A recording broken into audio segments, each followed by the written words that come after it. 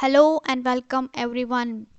We are now continuing our Rook endgame studies. Here white has Rook and pawn and black has two pawns which are on the same file, but one pawn is very far advanced and only one square away from queening. So how to win this game for white? Let's see several options for white. First is Rook takes pawn. Eliminating this pawn does not work for white because this is a draw.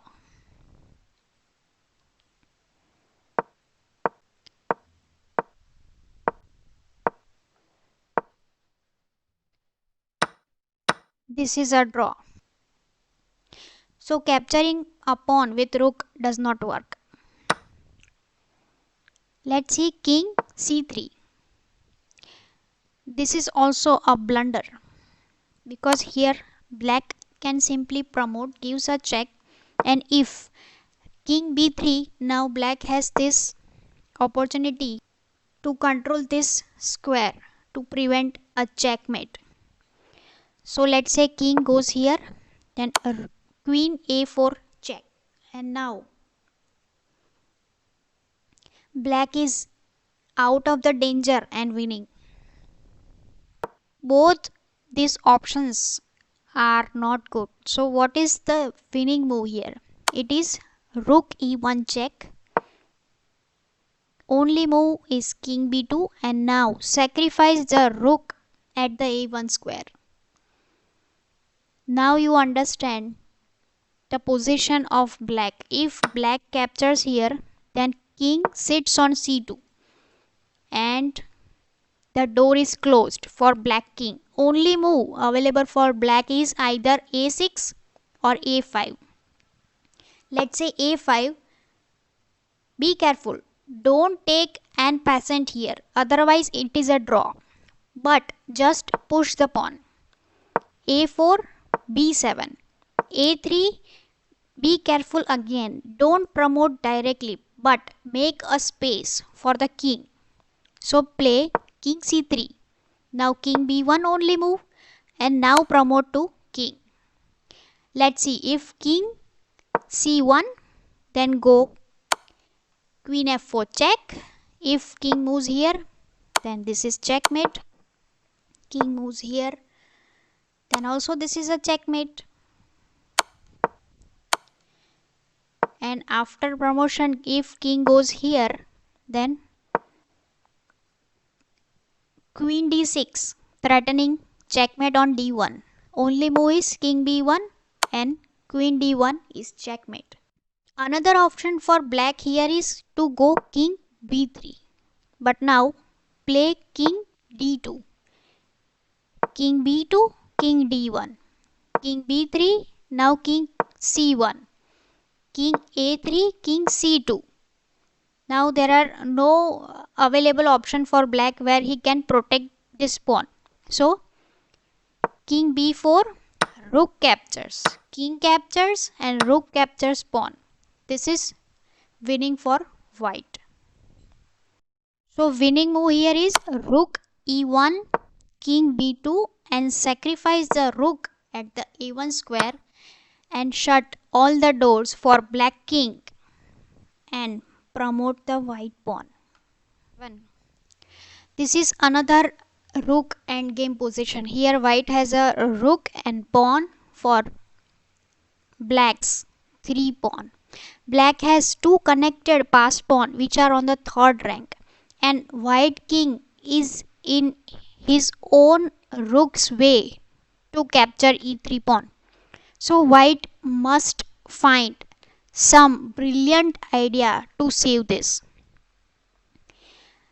So best move here is king d6. You will notice in a while why this is the best move. Black goes forward d2, and now king c7. Don't bother about queening. So black queens, but now sacrifice the rook on a6. give check.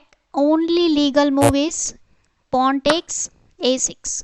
And now white is winning. b6 check, king a8, b7 check, king a7, and b8 equal to queen checkmate. So after king c7, if black plays b6 instead of queening, then rook takes b6, and next move is checkmate. And let's see if white plays any other move except king d6, then what happens. Let's say king goes here, then it is winning for black. Just simple d2. If rook takes, then d1 queen. Black is winning here. And if king goes here, king d4, again d2. If rook takes, d1 queen. So it is the only way to save the game.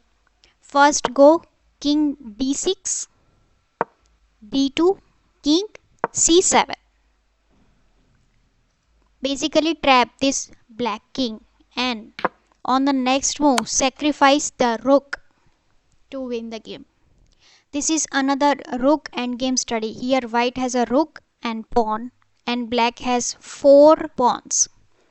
All the 4 pawns are divided into 2 connected pass pawn on either side of the board, and one pawn is very far advanced. So it is white to move, and I know what you are thinking, that just capture this pawn and give a check. But it is the losing move. Let's see why. If rook takes here, then pawn gives a check and king has to move anywhere, and the next move is promotion. So this is the blunder. So what is the best move here? It is somewhat a similar study, just like previous one. So here best move is rook g5. Stop this promotion. Let's see, black advances the pawn h3, and now give a check. There is a difference in this check because rook is now on the g file, which stops the promotion.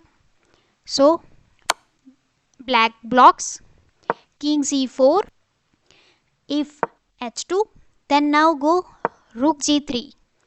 What rook g3 does, that it controls the a3 square and b3 square. So now if black promotes to queen, then give a check on a3 by sacrificing a rook. Pawn takes, then b3 is a pawn checkmate. Isn't it beautiful? So let's consider several options. Instead of queening, if black plays b3, then rook takes b3. Next move, if promotion, then rook a3 is checkmate. And after king c4, if here b3, then king c5 is a checkmate. After rook g5, if black plays check here, then king c4, now h3, and the same line continues with rook g3. The next move is always a rook sacrifice, and then b3 checkmate.